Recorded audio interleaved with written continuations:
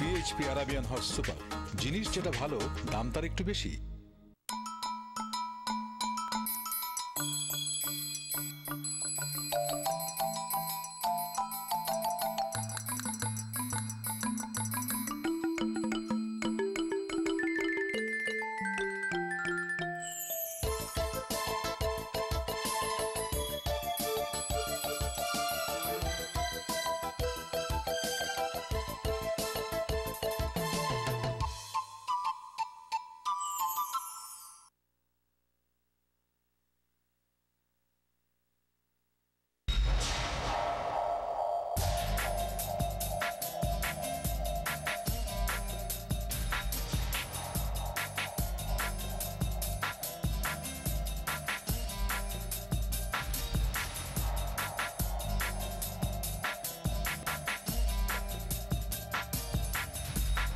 সুপ্রিয় দর্শক, আপনাদের সবাইকে স্বাগত জানাচ্ছি আমাদের নিয়মিত আলোচনা অনুষ্ঠান পিএইচপি অন্যদৃষ্টিতে। পিএইচপি অন্যদৃষ্টির এই পর্বটিও ধারণ করা হয়েছে এটিএন বাংলার নিউ ইয়র্ক স্টুডিওতে। আপনারা জানেন যে আমরা এই অনুষ্ঠানে সাধারণত রাজনীতি, সমাজ, অর্থনীতি এগুলো নিয়ে কথা বলে থাকি। আজকেও সেই বিষয়গুলো থাকবে, পাশাপাশি বাংলাদেশের সঙ্গে যুক্তরাষ্ট্রের অর্থনৈতিক সম্পর্ক, রাজনৈতিক সম্পর্ক, পাশাপাশি অন্যান্য যে সম্পর্কগুলো আছে সেগুলো নিয়ে আমরা কথা বলবো। নবী তিনি একজন মুক্তিযোদ্ধা, তিনি মেইন স্ট্রিম পলিটিক্সের সঙ্গে যুক্ত, তিনি প্লেন্সবরো টাউনশিপের একজন সদস্য, বাংলাদেশের যে এনআরবি কমার্শিয়াল ব্যাংক সেটির পরিচালক তিনি। তার সঙ্গে রাজনীতি, অর্থনীতি ইত্যাদি বিষয় নিয়ে কথা বলবো। ডক্টর নূর নবী, আপনাকে স্বাগত জানাচ্ছি স্টুডিওতে। ধন্যবাদ। মেইন স্ট্রিম পলিটিক্স, এটা কথা আছে, এই বাংলাদেশিরা কতখানি জড়িত? আপনি যেহেতু মেইন স্ট্রিম পলিটিক্সের সঙ্গে যুক্ত আছেন, আপনার অভিজ্ঞতা কি বলে? ধন্যবাদ। আমি প্রথমেই আপনাকে ধন্যবাদ জানাচ্ছি এই অন্য দৃষ্টি অনুষ্ঠানে আমাকে আমন্ত্রণ করার জন্য। প্রবাস থেকে এই অনুষ্ঠানটি আমরা দেখি, আজকে এখানে পার্টিসিপেট করে নিজকে সম্মানিত বোধ করছি। মেইন স্ট্রিম পলিটিক্স বলতে আমেরিকাতে যে পলিটিক্সটা হচ্ছে সেখানে আমরা বাঙালিরা যারা অংশগ্রহণ করি এবং এই প্রসেসকে আমরা মেইন স্ট্রিম পলিটিক্সে পার্টিসিপেশন বোঝাই। এটার অত্যন্ত গুরুত্বপূর্ণ বিষয়। আমরা বাংলাদেশের বিভিন্ন সমস্যা নিয়ে আমরা এখানে আন্দোলন করি, মিছিল করি। সেটাই, কিন্তু আমরা যদি আমরা বাঙালিরা নিজেদেরকে নিয়ে বেশি ব্যস্ত। হ্যাঁ, কিন্তু আমরা যদি মেইন স্ট্রিমে জয়েন করি তাহলে আমরা আমাদের নিজের স্বার্থই শুধু দেখব না, ইভেন বাংলাদেশের ব্যাপারে আমরা পলিসি চেঞ্জ করতে পারি। বাংলাদেশের ব্যাপারে আমরা আরও মোর ইফেক্টিভলি বাংলাদেশকে সাহায্য করতে পারি আমরা যদি মেইন স্ট্রিম পলিটিক্সে যোগদান করি অথবা মেইন স্ট্রিম পলিটিক্সের সাথে সম্পৃক্ত থাকি। আপনি কিভাবে আকর্ষিত হলেন? আপনি যে একজন কাউন্সিলম্যান এখন টাউনশিপের, এই যে মেইন স্ট্রিম পলিটিক্স আসার ব্যাপারে আপনার আগ্রহটি কি? আমরা জানি যে বাংলাদেশিরা বরং বাংলাদেশি অ্যাসোসিয়েশন নিয়ে এখানে মারামারি কাটাকাটিতে ব্যস্ত। অনেকে আছে ছোটোখাটো বাংলাদেশের একটি উপজেলা, সেটিরও 2টি সমিতি আছে এখানে, তারা ওগুলো নিয়ে অনেক বেশি আকর্ষিত, কিন্তু মেইন স্ট্রিম পলিটিক্সে যাওয়ার ব্যাপারে তাদের একটা আগ্রহ নেই, এইরকম অভিযোগ আছে। সেটা অনেকাংশেই সত্য। তা আমি যখন while I was growing up in Bangladesh, I was inspired by 2 American politicians, John F. Kennedy, Martin Luther King.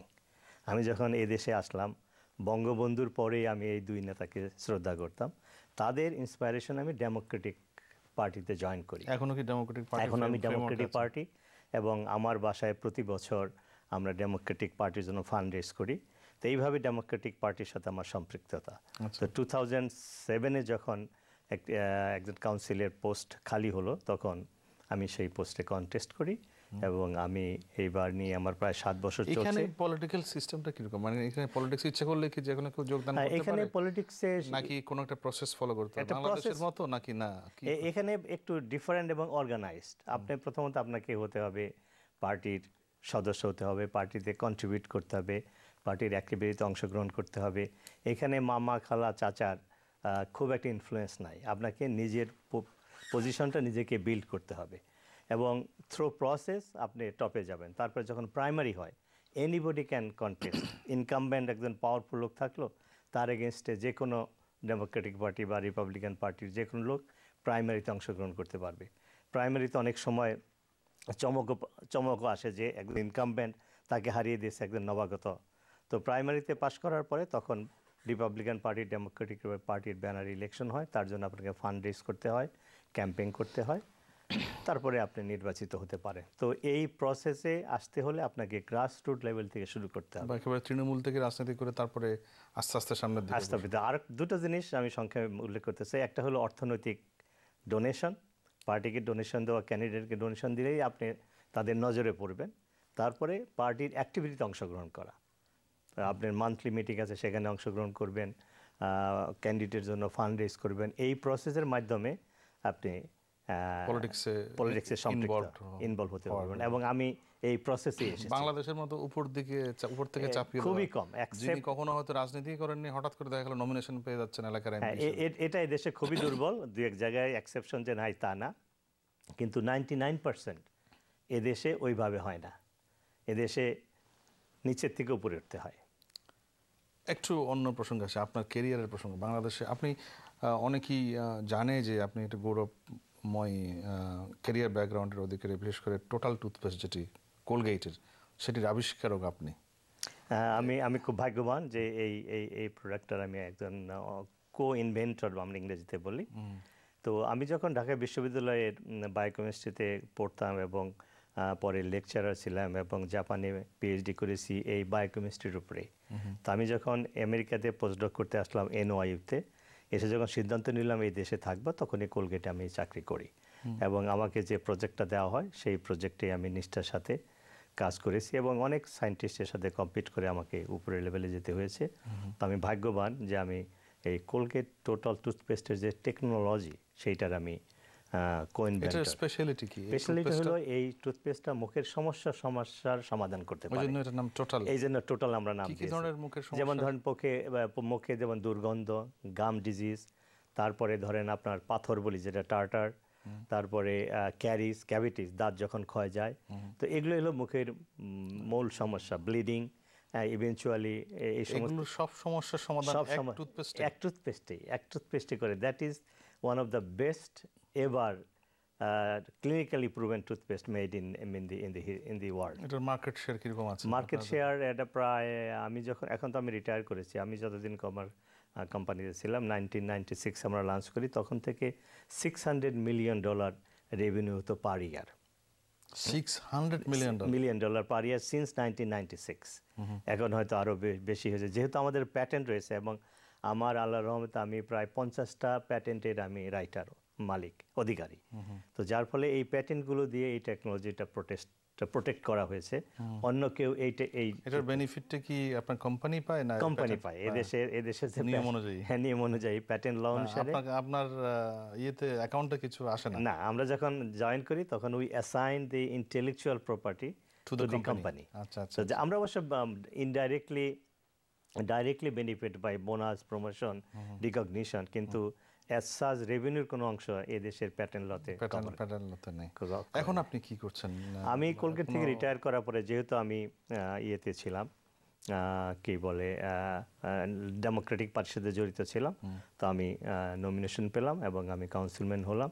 তো এখন আমি কাউন্সিলম্যান হিসাবে, এছাড়া যেহেতু আমি একজন মুক্তিযোদ্ধা, আমি বাংলাদেশ নিয়ে চিন্তা ভাবনা করি এবং আমি মনে করি আমাদের মতো যারা ফার্স্ট জেনারেশন ইমিগ্রেন্টস, আমাদের দায়বদ্ধতা রয়েছে বাংলাদেশকে সাহায্য করা। কারণ আমরা ওই দেশে লেখাপড়া করেছি প্রায় বিনা বেতনে, যে টিউশন ফি দিতাম এটা সামান্য। টিউশন ফির কথা শুনলে বোধহয় অনেকে হার্ট অ্যাটাক করবে। হ্যাঁ, তারপরে অনেকে আমরা ফুল স্কলারশিপ, যেন আমি ফুল স্কলারশিপে পড়েছি। তো সেই জন্য আমি মনে করি পয়সা দিতে হয় না, উল্টো আমরা সরকার আপনাকে বলে সরকার as well as taxpayers money, এটা আমি উল্লেখ করতে চাই। তার মানে বাংলাদেশের ট্যাক্স পেয়ারের মানিতে আমরা পড়ালেখা করে এই দেশে নিজের স্বার্থের জন্য এসেছি। Now it's high time to repay our debts. আমরা বাংলাদেশের কাছে, বাংলাদেশের জনগণের কাছে ঋণী। সেই ঋণ, আমি সেই ঋণ শোধ করার ব্যাপারটাতে আসবো, কিন্তু আপনি এখন একটি গবেষণা সংস্থার সঙ্গে যুক্ত আছেন, আমি উদ্যোক্তা একজন বাংলাদেশী। হ্যাঁ, আমি অ্যাপ্লাইড রিসার্চ ফটোনিক্স এর প্রিন্সিপাল সায়েন্টিস্ট, উদ্যোক্তা একজন বাংলাদেশের সায়েন্টিস্ট ডক্টর আনিসুর রহমান। তিনি একটি হাইটেক কোম্পানি প্রডিউস করে, সেটা হলো কোনো একটা ক্ষুদ্র কণা জিনিসকে কীভাবে এক্সরে এবং ইনফ্রারেড যে আছে টেকনিক, তার চেয়ে ভালোভাবে মেজার করা যায়। তারপরে বডিতে বিভিন্ন সমস্যা, সেগুলো যেমন ধরেন ক্যান্সার প্রিডিটেকশন করা যায়, আর্লি ডিটেকশন করা যায়। এইভাবে এই কোম্পানিটার টেকনোলজি ডেভেলপ হয়েছে। আমি এটার উদ্যোক্তা, স্পন্সরশিপ যখন এই কোম্পানি শুরু হয় আমি তার সাথে জড়িত ছিলাম। জানতে আগ্রহী, যে আমার আগ্রহ হচ্ছে, আমার ধারণা যে দর্শকদেরও আগ্রহ আছে, সেটি হচ্ছে বাংলাদেশিরা গবেষণা কাজে এখানে কিরকম কন্ট্রিবিউট? বাংলাদেশি যারা গবেষণা এবং বিভিন্ন শিক্ষা, টিচিং, সব জায়গায় বাঙালিরা খুবই ভালো করছে, আমাদের নতুন প্রজন্মের যে স্টুডেন্ট তারাও খুব ভালো করছে। অর্থাৎ বাঙালিদের মেধা আছে, এই দেশে মেধা বিকাশের সুযোগ রয়েছে, আমরা সেটা প্রমাণ করছি। এবং যেমন ডক্টর আনিস রহমানের কথাই বলছি, উনি সে রাজশাহী বিশ্ববিদ্যালয় থেকে লেখাপড়া করে এখানে এসে আজকে আমেরিকার উনি one of the top scientist. আচ্ছা, তো আমারও সৌভাগ্য হয়েছিল, আমি যে প্রোডাক্টটা ডেভেলপ করেছি আর সারা বিশ্বে প্রতিদিন কোটি কোটি মানুষ ব্যবহার করে, একবার নয় দুবেলা। এটা তো আমরা করতে পারি। আমি কেন করতে পেরেছি? আমাদের সুযোগ ছিল। আর ডক্টর আনিস কেন করতে পেরেছে? এই সুযোগটা রয়েছে। তো যার ফলে আমাদের বাংলাদেশের স্টুডেন্ট, ইন্টেলেকচুয়াল, ইঞ্জিনিয়ার, ডক্টর সবাই ভালো করছে। আচ্ছা, এটা বলছেন যে আপনি একটা কথা একটু আগে আলোচনাটা শুরু করেছিলেন যে লোন রিপে করা। বাংলাদেশিরা, বাংলাদেশ আপনাদের জন্য যা করেছে, আপনারা বাংলাদেশের জন্য কি করছেন আসলে? হ্যাঁ, এটা আমি খুব স্ট্রংলি ফিল করি যে আমাদের এই দায়বদ্ধতা, এই ঋণ শোধ করা আমরা কিভাবে করতে পারি। আমি কিছু উদ্যোগও নিয়েছি, সেটা পরে বলবো। আমি মনে করি আমরা যারা এখানে বিত্তবান, প্রতিষ্ঠিত, তাদের সময় এসেছে বাংলাদেশে ইনভেস্ট করা। বাংলাদেশ কেন, কিভাবে ইনভেস্ট করব? বা বাংলাদেশের জনগণকে সাহায্য করা যাতে তাদের অর্থনৈতিক অবস্থার উন্নতি হয়, দেশের অর্থনৈতিক অবস্থার উন্নতি হয় এবং তাদের জীবনের মান বাড়ে। এর জন্য প্রথমত যারা বিত্তবান তারা চ্যারিটিতে ডোনেশন করতে পারে, শিক্ষা, বিভিন্ন খাতে। আর যারা অত অত অত বিত্তবান নয় কিন্তু তারা দেশকে সাহায্য করতে চায়, তারা বিভিন্ন বাংলাদেশের বিভিন্ন ফিল্ডে ইনভেস্ট করতে পারে। কারণ বাংলাদেশ আজকে আর বটমলেস বাস্কেট নয়, Bangladesh is A emerging economy. এটা আমার কথা না, সারা বিশ্বের ওয়ার্ল্ড ইকোনমিক কমিউনিটি বলছে বাংলাদেশ ইজ এ। কিন্তু এই বাংলাদেশ সম্পর্কে এই পরিচিতিটা কি আছে? বাংলাদেশ সম্পর্কে ডেভেলপ কান্ট্রিগুলোতে একটা নেতিবাচক প্রচারণা আছে। Bangladesh is a country of disaster, is a flood prawn, is a disaster prawn, এইরকম একটা ইমপ্রেশন। বাট আপনি তো বলছেন বিনিয়োগের ব্যাপারটা। This is a good question. কারণ হয় কি, মিডিয়াতে খারাপ খবরটাই বেশি আসে, মানুষেরা লাইক করে, কিন্তু ভালো খবরগুলো, বাংলাদেশ সম্পর্কে অনেক ভালো খবর আছে। গত বছর নিউ ইয়র্ক টাইমস একটা আর্টিকেল লিখেছিল যে বাংলাদেশের ইকোনমিক গ্রোথের বিপুল সম্ভাবনা রয়েছে। তারা ছবি দিয়ে কক্সবাজারে হোটেল হচ্ছে ইত্যাদি ইত্যাদি। এছাড়া আমি অনেকগুলো এক্সাম্পল দিতে পারি। যেমন ধরেন ওয়ার্ল্ড ব্যাংক বলেছে বাংলাদেশে শিশুর মর্টালিটির হার ইন্ডিয়া পাকিস্তানের চেয়ে কম। জন্মের সময় বাংলাদেশের শিশুদের জন্মের, বাংলাদেশ তো এর জন্য একটা মিলেনিয়াম ডেভেলপমেন্ট গোল অ্যাওয়ার্ডও পেয়েছে। হ্যাঁ, 2015-তে যে টার্গেট অ্যাচিভ করার কথা 2013-তে সেটা অ্যাচিভ করে। হ্যাঁ, তারপর ধরুন আরেক ওয়ার্ল্ড ব্যাংকের 3টা রিপোর্ট আমি উল্লেখ, একটা মর্টালিটি, একটা হলো ইনফ্যান্টিলিটি, মানে জীবন, তাদেরও life expectancy also higher in Bangladesh compare to India and Pakistan. তারপরে access to sanitary is also বাংলাদেশে higher, sanitation is higher than India. এছাড়া ধরেন HSB ব্যাংক তারা বলেছে Bangladesh belongs to a club of 7 countries, which that means এই যে সমস্ত কান্ট্রিতে 7% গ্রোথ হয় প্রতি বছর, এবং এটা যদি 10 বছরের মতো চলে তাহলে তাদের ইকোনমিক গ্রোথ হবে double. Bangladesh belongs to that group, it's including China and India. তারপরে ওয়ার্ল্ড ব্যাংকের আরেকটা রিপোর্টে রয়েছে যে বাংলাদেশের হটেস্ট 29 ইকোনমিস, তার ভিতরে Bangladesh rank 19, Iraq number 1, Botswana in Africa, number 29. So Bangladesh belongs to this group. আরেকটা ইকোনমিক আছে স্ট্যান্ডার্ড চার্টার ব্যাংক, তারা বলেছে বাংলাদেশ 26 স্ট্রং ইকোনমিক গ্রুপে বিলং করে, তার ভিতরে চায়না এবং ইন্ডিয়া। এছাড়াও আরও অনেক রিপোর্ট আছে। আমরা বাংলাদেশের অনেক ইতিবাচক গবেষণা আছে, কিন্তু এগুলো কি বিশ্বজুড়ে প্রচার আছে যে বাংলাদেশ এই জায়গাটা বিলং হচ্ছে না? এক্ষেত্রে আপনার কি মনে হয় কার দায়িত্ব বেশি? সরকার কি জিনিসটা প্রচার করছে? আমি আরেকটা অ্যাড করে তারপরে আপনার প্রশ্নের উত্তর দিচ্ছি। বাংলাদেশের GDP growth last 10 years around 6।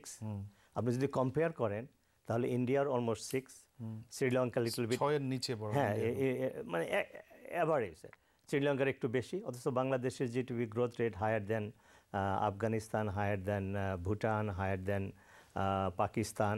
তো this is a good news. আমাদের গত বছর ইউএনডিপি একটা রিপোর্ট আছে, হ্যাঁ আমি ওই রিপোর্টের কথাই বলছি। বিশ্বের 30টা দেশের মধ্যে কন্টিনিউয়াস জিডিপির মধ্যে বাংলাদেশ একটা, যারা কন্টিনিউয়াস এই গ্রোথটা। তারপরে জিডিপি পার ক্যাপিটা অলসো ইনক্রিজিং, 1800 ছিল 2 বছর আগে, এখন প্রায় 2000। তারপর রিমিটেন্স বেড়েছে, গতবার ছিল 11 বিলিয়ন, এবার হয়েছে 12 বিলিয়ন। তারপরে আপনাদের টাকার মান আপনি যদি চিন্তা করেন ইন্ডিয়াতে গত বছরে 15% লস্ট করেছে। ইন্ডিয়াতে এখন তো মানে ডিভ্যালু হতে হতে খুবই খারাপ অবস্থা। হ্যাঁ, বাংলাদেশের ইন্ডিয়াতে 50% লস করেছে, বাংলাদেশ 5% স্ট্রং হয়েছে। তো এই সমস্ত economic indication clearly shows Bangladesh is a rising economy. It's people like us is high time to invest in. কিন্তু এই ক্ষেত্রে বাংলাদেশের সাথে উন্নত দেশগুলোর বাণিজ্যিক সম্পর্কের চাইতে দাতা সম্পর্কটা বেশি হয়ে যাচ্ছে, যে আমরা মনে করি যে এরা আমাদেরকে আসলে ডোনার কান্ট্রি হিসেবে দেখি, আমরা এর জন্য তাদেরকে আমরা ডেভেলপমেন্ট পার্টনার হিসেবে দেখি না। এর জন্য প্রথমত হলো যে ডেভেলপিং পুর কান্ট্রিতে এগুলো হয় প্রথম দিকে, কিন্তু আপনি যেটা বললেন এখন আমাদের সময় এসেছে we have to make them development partner instead of দাতা বা ডোনার। দাতা গ্রহীতা সম্পর্কের চাইতে বরং এখন ডেভেলপমেন্ট পার্টনারশিপ, ডেভেলপমেন্ট পার্টনারের দিকে আমাদের যাওয়া উচিত, এবং এটা নির্ভর করে আমাদের জনগণের উপরে, সরকারের উপরে।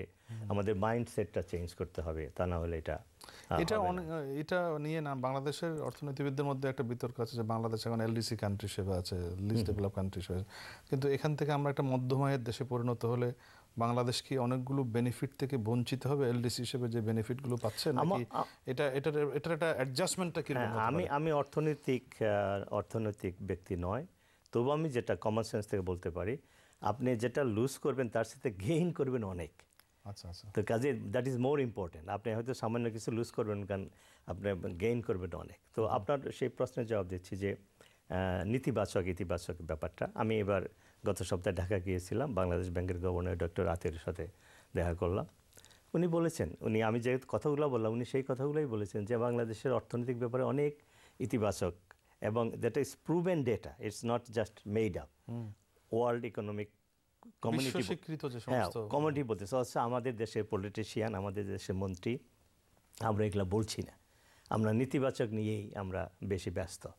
তো আমরা যদি এই অর্থনৈতিক উন্নয়নের যে ধারা, এটা যদি আমরা বিশ্বে প্রচার করি, এবং এই অনুষ্ঠানে আগে আমাকে একজনে প্রশ্ন করেছিলেন যে আমরা যে ইনভেস্ট করব, বাংলাদেশে তো নানান ধরনের ন্যাচারাল ক্যালামিটি, কিন্তু পলিটিক্যাল ক্যালামিটি, পলিটিক্যাল আনরেস্ট। তো in spite of this things, natural calamity and as well as political unrest, এই গ্রোথগুলো কিন্তু হচ্ছে। So we are making slow but steady progress. তা আমরা যদি ইতিবাচক জিনিসগুলো আরও প্রচার করি, তাহলে ইনভেস্টমেন্ট বিদেশ থেকে, শুধু বিদেশি না, আমরা বাংলাদেশি, আমেরিকান অলসো, এবং বাংলাদেশি প্রবাসী বাংলাদেশি অন্যান্য দেশে তারা মোটামুটি ভালো পজিশনে আছে অনেকেই, তারা কিন্তু এখন বাংলাদেশে ইনভেস্ট করতে পারে। ইনভেস্টমেন্টের প্রশ্নটা আছে, যেহেতু আপনি একটা ব্যাংকে আছেন, এখন নতুন অনুমতি দেওয়া ব্যাংক এনআরবি কমার্শিয়াল ব্যাংক, এবং এই ব্যাংকের মাধ্যমে কিভাবে হতে পারে? আপনারা ব্যাংকের কি উদ্দেশ্য নিয়ে ব্যাংকটি করেছেন? আমি প্রথমেই আমি মাননীয় প্রধানমন্ত্রীকে ধন্যবাদ জানাই। উনি প্রমিস করেছিলেন যে প্রবাসীদের জন্য তিনি ব্যাংক দিবেন, একটি ব্যাংক দিবেন তিনি বলেছিলেন। উনি একটি নয় 3টি ব্যাংকের অনুমোদন দিয়েছেন। আমরা এনআরবি কমার্শিয়াল ব্যাংক আমরা প্রথমে মার্কেটে এসেছি। এটার মাধ্যমে আমরা বলতেছি, এবং অন্য দুটো ব্যাংকও, যে it will provide one stop service. আপনি প্রথমত টাকা পাঠানোর আপনাকে অন্য কোনো এজেন্সির মাধ্যমে যেতে হবে না, হুন্ডির মাধ্যমে যেতে হবে না, আপনি ব্যাংক টু ব্যাংক বা অ্যাকাউন্ট, মানে এটা রেমিটেন্সে একটা প্রভাব, হ্যাঁ রেমিটেন্সে করবে। কিন্তু এর চাইতে বড় জিনিস যেটা আমরা সাহায্য করব, যে আমরা বাংলাদেশে ইনভেস্টমেন্টের জন্য সাহায্য করব। কোনো প্রবাসী যদি এখান থেকে গিয়ে বাংলাদেশে কোনো একটা ব্যবসা করতে চায়, তার কিছু অর্থ আসছে, বাকিটা আমরা লোন দিব, তার ইনভেস্টমেন্টের একটা পার্সেন্ট আমরা গ্যারান্টি লোন দিব। তারপর তার যে খোঁজখবর দেওয়া, যেমন একজন মনে করেন একটা রিয়েল স্টেট একটা অ্যাপার্টমেন্ট কিনবে বা একটা বাড়ি কিনবে, সো আমরা will find a reliable company, যে যার সাথে পরিচয় করিয়ে দিব, নেগোশিয়েট করিয়ে দিব, এবং আমাদের ব্যাংকের মাধ্যমে টাকাটা সেখানে যাবে। অ্যাপার্টমেন্ট সে ভাড়া দেয়, তার রেন্ট আমাদের মাধ্যমে আসবে, তা আমরাও বেনিফিটেড হব। প্রবাসী যারা উদ্যোক্তা, তারা একটা নিশ্চয়তা পালো যে তারা কোনো ইয়ের মধ্যে পড়লো না, কোনো খপ্পর তো ঠকবাজের মধ্যে পড়বে না। এছাড়া অনেক প্রোগ্রাম রয়েছে, এগ্রিকালচার, ইন্ডাস্ট্রি, আইটি, বিভিন্ন জায়গায় আমরা প্রবাসীদেরকে এনকারেজ করব ঋণ দেওয়ার জন্য। এছাড়া তো আমরা যথারীতি কমার্শিয়াল ব্যাংক যা করে আমরা সেটাও করব। কিন্তু আমরা যেহেতু this 3 NRB banks are by the NRBs, for the NRBs as well as for Bangladesh people. এই ব্যাংকের জন্য কি কোনো স্পেশাল রেগুলেশন করা হয়েছে যে এই ব্যাংকগুলো বিশেষ কোনো খাতে বিনিয়োগ করবে? এনআরবি বলতে নন রেসিডেন্ট বাংলাদেশি, তাদের এই অ্যাপ্রোচটার বিশেষত্ব কি? বিশেষত্ব হলো যে এনআরবিরা তাদের টাকা কিভাবে বাংলাদেশে পাঠাবে স্বস্তির মাধ্যমে, গ্যারান্টিড সিকিউর এর মাধ্যমে, এটা একটা হলো ইনভেস্টমেন্ট, যে বাংলাদেশে যদি তারা কোনো ব্যবসা বাণিজ্য ইন্ডাস্ট্রি করতে চায় এই এনআরবি ব্যাংক তাদেরকে সহায়তা দিবে। এছাড়া কমার্শিয়াল ব্যাংকের যে সমস্ত নিয়ম সেগুলো আমাদেরকে মেনে চলতে হবে।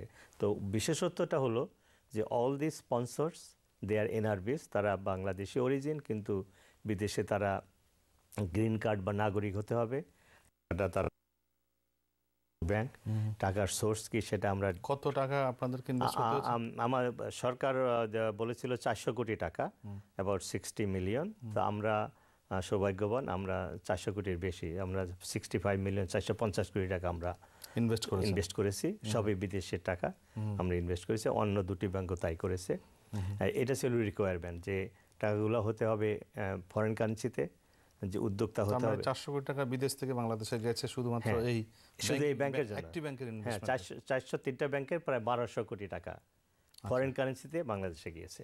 আচ্ছা আচ্ছা। So this is also this is also a positive thing.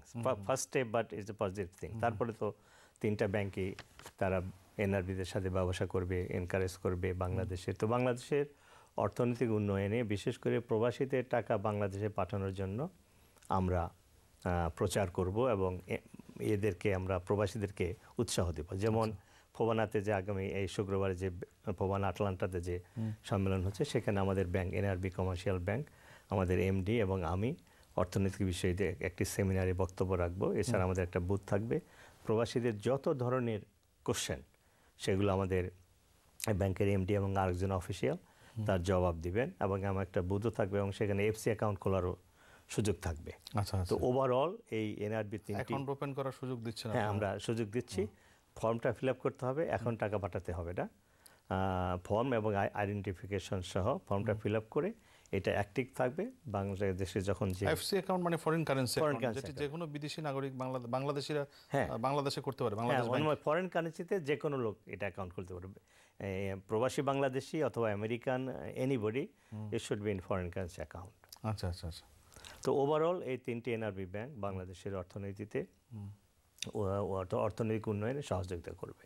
এখন একটু অন্য প্রসঙ্গে আসি। এই যে আপনি বলছেন আপনাদের জেনারেশন, কিন্তু এর পরের জেনারেশন যারা আপনি বলছেন আপনার first generation American, second generation বা থার্ড জেনারেশনে এসে কি হবে আপনাদের? কি এটা প্রথমত আমরা যেভাবে দেশের কথা চিন্তা করি, এখন আপনার পরের জেনারেশনের কাছে হয়তো সেই ধরনের বাংলাদেশ সম্পর্কে তার সে নস্টালজিয়াটা নেই। সেটাই আমি বলছি যে আমাদের সেকেন্ড জেনারেশন হয়তো বাংলাদেশের প্রতি ওই নস্টালজিক ফিলিংটা থাকবে না। তো আস্তে আস্তে এটা ডিফিউজ হবে, কিন্তু আবার ফার্স্ট জেনারেশন আসবে। তো এই ধারাটা থাকবে। প্রথম যারা আমরা ধরেন এই দেশে আছি, এটার জন্য বাংলাদেশের কিছু করণীয় আছে? বাংলাদেশ অবশ্যই করণীয় আছে। আমাদের ছেলে মেয়েদেরকে বাংলাদেশে নিয়ে যেতে পারি ভ্যাকেশনে, বেড়াতে, তাহলে বাংলাদেশ সম্পর্কে ওরা জানবে, ওদের সম্পর্কিত পারে। যেমন আমার 2 ছেলে, ওরা ছোটোবেলা ওদেরকে নিয়েছি, তারা বাংলাদেশের ব্যাপারে সাংঘাতিকভাবে চিন্তা করে।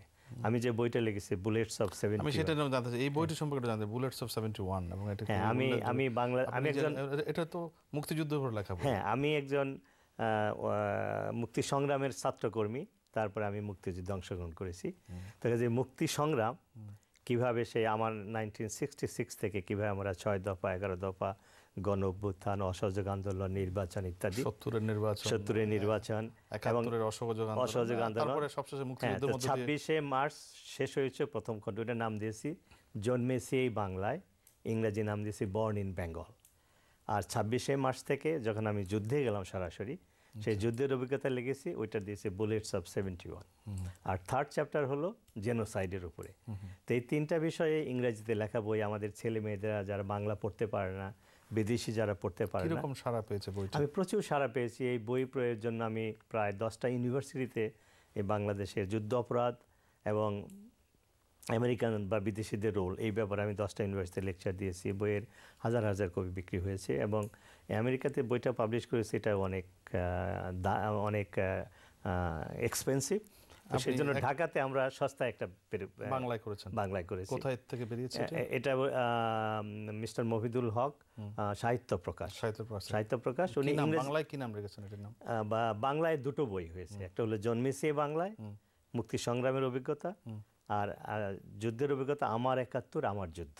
ও দুটো পাঠ করেছেন দুটো পাঠ করেছি, বাংলাতে একটা বই হয় নাই, হ্যাঁ, আচ্ছা, আচ্ছা। কিন্তু যেহেতু ইংরেজিতে সবাই অনুবাদ কি আপনি করেছেন না আমি সেই প্রসঙ্গে বলছিলাম, আমি বইটা আমি ড্রাফট করেছি, কিন্তু আমার ছেলে, বড় ছেলে মুশফিক নবী, সেইটাকে এডিট করেছে, এবং এডিট করার ফলেই credit goes to him, this books now reads like a novel, তো যার ফলে কেউ বোর ফিল করবে না। আচ্ছা, তো এই জন্য বইয়ের অথরশিপে তার নাম লিখেছি, bullets of 71 a freedom fighter story by doctor Nuran Nabi with মুশনাবি। আমার ছেলের নাম মুশফিক, সংক্ষেপে বলে মুশফিক। না, আমি যে বাংলাটা কে লিখেছে? বাংলাটা আমি লিখেছি। আপনি নিজে হ্যাঁ, লিখেছেন? আমি নিজে লিখেছি, এবং বেলাল বেগ সবাই চিনেন, চিনি আমরা। উনি ওটা এডিট করেছেন, কিন্তু বাংলাটা আমি লিখেছি, এবং অনেক সময় লেগেছে, কারণ এখান থেকে সব স্মৃতির উপর নির্ভর করে, এখান থেকে কোনো রেফারেন্স বই নাই। 40 বছর পরে, 40 বছর পরে, এটা 42 বছর 42 বছর পরে, it was a tough job, tough job, but recall your সেই সময়ের মেমোরিকে রিকল করে লেখা। হ্যাঁ, তো আমি আপনার শুনে খুশি হবেন যে আমার বইটা রাজশাহী ইউনিভার্সিটির পলিটিক্যাল সায়েন্সের সেকেন্ড ইয়ারের পাঠ্যের সূচিতে অন্তর্ভুক্ত হয়েছে। Very good. এবং তারা আমাকে লিখেছে, প্রফেসর সাহেব লিখেছেন যে গল্প বলার ছলে এত সুন্দর করে একটা জাতির ইতিহাস বলা যায়, এই ধরনের বই আমরা আগে দেখিনি। আপনি একটু আগে একটি উল্লেখ করছিলেন যে যুদ্ধ অপরাধ, এবং এটা অনেক জায়গায় আপনি লেকচার দিয়েছেন। এটি সম্পর্কে বাংলাদেশে এক ধরনের নানা রকম বিশ্লেষণ আছে, বিশেষ করে মার্কিনিরা কিভাবে দেখেন যুদ্ধাপরাধের বিচারকে, এবং সেটা নিয়ে নানা বিভ্রান্তিও আছে। মার্কিন যুক্তরাষ্ট্র এই বিচার নিয়ে নানা প্রশ্ন তোলা, 1971 সালে তাদের যে ভূমিকা ছিল, মার্কিন যুক্তরাষ্ট্রের ভূমিকা, দ্য রোল ইত্যাদি নিয়ে নানা প্রশ্ন আছে। তো সব মিলিয়ে আপনি কি ধরনের প্রতিক্রিয়া দেখতে পান? আমি বাংলাদেশের একটু মন্তব্য করেই আমি প্রশ্ন জবাব দেব। বাংলাদেশের যে এখন যে যত সমস্যা, এই যুদ্ধ অপরাধের বিচার আমরা করতে পারিনি বলে আজকে এই যুদ্ধ বিরোধী, মুক্তিযুদ্ধ বিরোধী শক্তি এখনো জেগে আছে।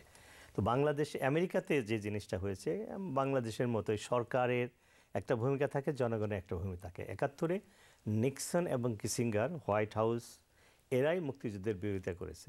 আপনি নিশ্চয়ই জানেন, তখন কংগ্রেস, সিনেট, মিডিয়া সবাই সমর্থন করে। কেনেডির অনেক গুরুত্বপূর্ণ রোল ছিল, কেনেডি অনেক গুরুত্বপূর্ণ রোল করেছে। তো আমি যখন এই যুদ্ধপরাধের প্রক্রিয়া যখন শুরু হয়, এখন তো অনেক পানি গড়িয়ে গেছে, তারা এখন রিকগনাইজ করে যে এটা অন্যায় হয়েছে। প্রশাসন করে, কিন্তু তারা they just want to make sure যে এটা যেন স্বচ্ছভাবে হয়, যার জন্য এদের ডেলিগেট সেখানে গিয়েছে, অ্যাডভাইস দিয়েছে। কিন্তু মার্কিন যুক্তরাষ্ট্রের একটা অনেক আছে, এখানে অনেক লবিস্ট নিয়োগ করা যায় ইচ্ছা করলে যে কোনো কিছুর বিরুদ্ধে। হ্যাঁ, আমি সেই প্রসঙ্গে আসছি, যদিও সরকারের, মার্কিন প্রশাসনের ভূমিকা আমাদের যুদ্ধ বিচারের পক্ষে, কিন্তু এই যে জামাতিরা বা যুদ্ধ অপরাধীরা, তাদের যে সমর্থক, তারা এখানে লবিস্ট নিয়োগ করেছে অনেক টাকা খরচ করে। এবং এই দেশে অ্যাজ ইউ সেড, যে কোনো বিষয়ে আপনি লবি করতে পারেন, কিন্তু লবি করে তারা একটু নয়েজ করেছে, কিন্তু তারা কিছু করতে পারে, সুবিধা করতে পারে না। যেমন ধরেন, new York Times, Wall Street, আমার ঠিক মনে পড়ছে না, একজন একটা চিঠি দিল বাংলাদেশের যুদ্ধ অপরাধ স্বচ্ছ হচ্ছে না।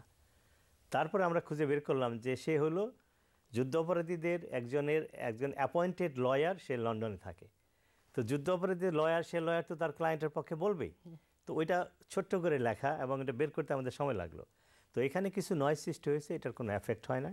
আমেরিকার অ্যাডমিনিস্ট্রেশন, কংগ্রেস, সিনেট, আমরা যেখানেই গিয়েছি, তারা যুদ্ধ অপরাধীদের এই বিচার প্রক্রিয়া সমর্থন করছে। শুধু তারা বলে you have to make sure যেন এটা ট্রান্সপারেন্স হয়। আচ্ছা ডক্টর নবী, আমাদের সময়ও খুব তাড়া করছে আমাদেরকে, কারণ আমি কয়েকটি বিষয় আপনার বাংলাদেশের সঙ্গে যুক্তরাষ্ট্রের সম্পর্কে আপনি কীভাবে দেখছেন, যে কীরকম যাচ্ছে সম্পর্ক? বাংলাদেশের সাথে যুক্তরাষ্ট্রের সম্পর্ক খুবই ভালো, কারণ বাংলাদেশের যে জিওলজি, কী বলে, geographical situation, as well as 160 million Muslims, most of them are Muslims, এই সমস্ত কারণে যুক্তরাষ্ট্রের কাছে বাংলাদেশের গুরুত্ব বেশি।